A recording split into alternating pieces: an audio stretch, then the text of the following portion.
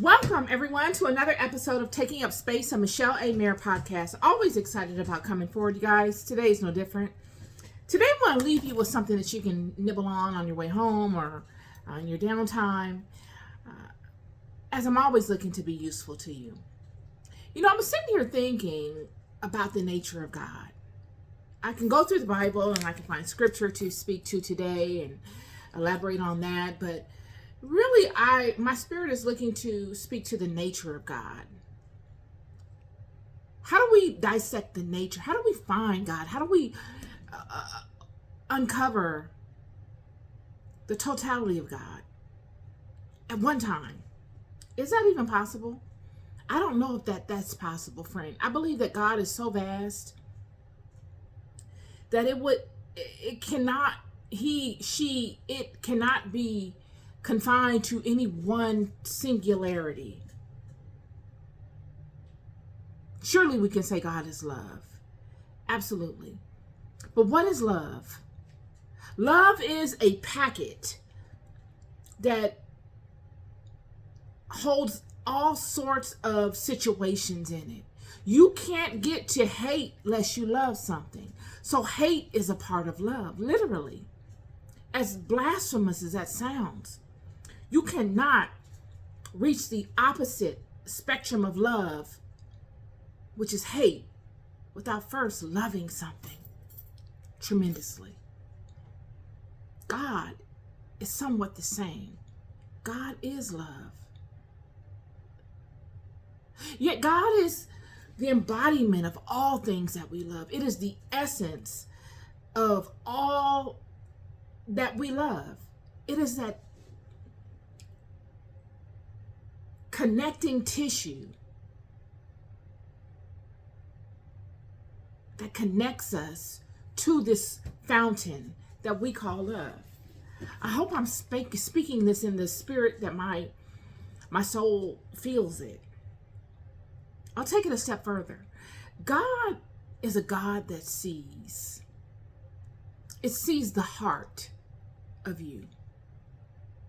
It sees the love in you. Love is a connecting fiber that God uses to see.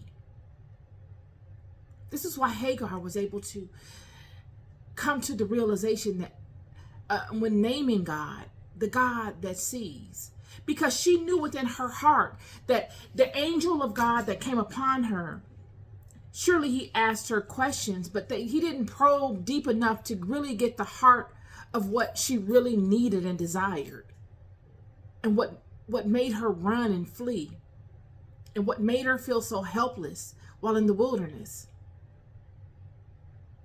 None of his questions garnered him that answer. Yet he spoke in a solution to her of what her deepest desire was. And this is how she knew that God sees. She could connect because she knew that this was the single most important desire within her heart. And she had not communicated it, yet God saw it. The God that sees. The God that sees, friend, does not like to be seen. We can come to terms with this just by the walk of these children. Just by the interactions that these children and their leaders, either priests or kings, have had with God. God makes it very clear that he is not a God that likes to be seen. Surely there were interactions that the leaders had and the priests, by way of the leaders, had with God. But did they really see God in his totality? No, none of them. None of them. Not even Moses was able to see God in his totality. Surely he saw aspects of God. Surely he had interactions with God. But to totally embrace all that God is too vast for any person to be confined in the physical body and experience. So knowing that God sees us, he observes us completely by way of what Hagar said. She noticed that God saw her deepest, most profound desires without her ever having to communicate them. And we also know through the walks of these children that God does not like to be seen. It's very clear these two aspects, two powers of God, superpowers, is that God does not like to be noticed. He likes to be sought. And that God has the power to see everything. And he does. When we look in the scientific realm, scientific community, there's a thing such as quantum mechanics. And this was sort of like what I said in my last podcast about the snake capturing your attention with this movement. And you wonder, is it observing you or are you observing it? What is it pulling from? God is somewhat the same in the sense. It doesn't like to be seen. It doesn't like for you to feel as if you've caught its attention, or as if you have your attention completely on it. It doesn't like that. God doesn't like that. God likes for you to feel as if you've gotten enough to keep your attention there, and then for you to continuously seek it because it constantly is changing. God is constantly moving and changing. And in order for you to really observe God in his or her totality, you've got to move and change to seek it, to seek after it. You must seek God. You must be dedicated in your seeking of God. And just as I use the analogy of the snake in its movement and how it mesmerizes you by its movement and it knows it's caught your attention, it's kind of the same thing with God. Excuse me. When you seek God, and it notices that you seek it, whether reading your Bible or whether in meditation or pondering God throughout your life and seeking God in all of your interactions through wonder and fascination. It's doing the same kind of thing where it's got your attention. And now you are enamored with it and it can cover you. It lends you its vibration. It's as if you seeking it is the dance that you must have with it for its energy to become symbiotic within your life. It's as if your energy in seeking it is the give that allows for it to also give back. And the more you seek it, the steadier this symbiont is with you and it. And it covers you, sort of like a force field, in all of your walks, just by your attention. Yet in order for it to keep your attention, it constantly moves and it constantly gives you something new to seek after. It never gets old and stale, lest you would lose attention. Your attention would falter. So it constantly morphs and it shows itself and expresses itself in various ways, in a multitude of ways, just to keep your attention and also for you to learn its various aspects. All of these aspects that you learn of God do nothing but strengthen you. They provide you with what God considers as wisdom and understanding. Crowns that many people don't have. It's through the interaction, through the seeking, that God can lead you through the various avenues of life so you can learn God the greater. For without you going through these sequence of events and it keeping your attention through it all, you'll never reach the place of wisdom. You never reach the place of understanding. You stay wandering in the wilderness. The God that sees does not like to be seen. And friend, it's as if on this path of seeking God, you will become rhythmic with it and you'll understand the different cycles of it.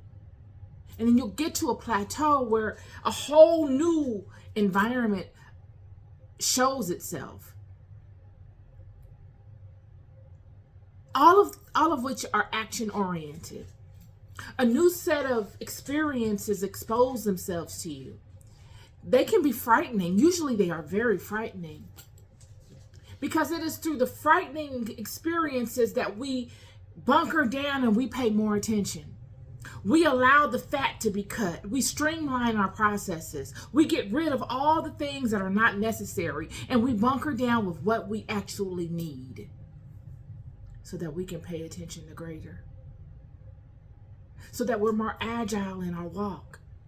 We're not carrying a bunch of stuff. We don't have the luxury of carrying a bunch of stuff with us through this season of seeking God. Because now you're not as rhythmic in your seeking of God as you were in your past seasons, because you had gone in and out of so much seeking God that it became rhythmic to you. And you're like, okay, I got a rhythm to this. I've mastered this so far. I'm able to, whatever it is that I'm able to master the manifestation process. I'm able to master speaking things into existence at this level. I'm able to master my visualizations. I'm able to master this covering. I'm able to master my communications with God. Whereas it took me time to get there, now I get there like that within my prayer time. Okay, whereas before I would see a result from my prayer, it takes time to see a result. Now I see a result like that. Till you get to a new level and you're faced with new devils. And they're frightening. And now you're back at that place that you were when you first mastered that cycle that you were last in. And it's always fearful. It always comes with some sort of chaos, ambiguity, confusion. And it's always very serious. Always. Because it's serious is what is the avenue to God. Serious is the avenue to God. Serious, friends, serious is the avenue to God. And in this serious environment, you only take what you need. You willingly depart with all that you don't need. Because you know if you hold on to all of that luggage of your past, all the stuff that made it comfortable for you in your past seasons, it will boggle you down in this new season. It's as if you walked through a new gate, a new door, taking nothing with you except for what you need. And you will do so willingly.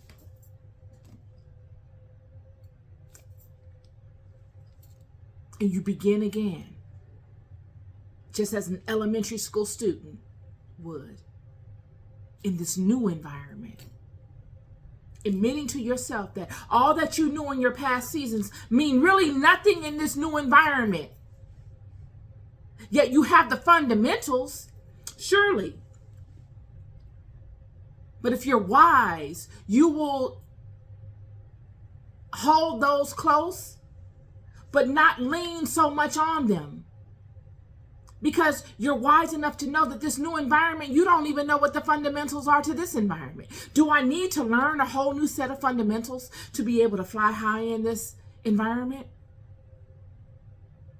You humble yourself at the door of this new environment and you walk humbly in. Only a fool rushes in. You walk humbly in. Because of the wisdom that you've gained in all those past experiences. It's a beautiful thing. And then you're walking in these new environments, you're looking for God as you were always. You look for God in every aspect of this new environment. And the longer you walk, the more you will see traces of God here and there, everywhere. And you build on those experiences. And God will show himself, and then he will morph into another aspect, and he will morph into another aspect. And you'll play this cyclic game of searching all over again but amongst new characters, amongst new devils, amidst new angels.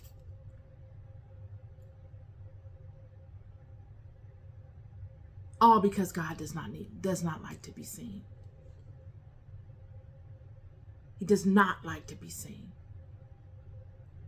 And that is the most consistent aspect of this whole thing that I've been able to kind of come to terms with. God does not like to be seen, friend. But the more you come in and out of these situations in your walk with God, the more you come to know the rhythm of God. And the closer you get to seeing God. I don't know that we'll not ever be able to see God. I believe that it's a challenge that is a lifelong challenge. And you must pay attention to it. Because just when you think you've got it, another aspect shows itself to you and you're like, darn, I just had that aspect. And that might be one aspect in a billion of different aspects. It's that humbling. But that's the chase. That is the aspect that we all keep this cyclic, repetitive birth and rebirth kind of thing going, searching after. It's endless. And that's what makes me wonder, is it really our creation to get there, to arrive? Is it really our creation to ever arrive? Or are we endless travelers on a very long journey?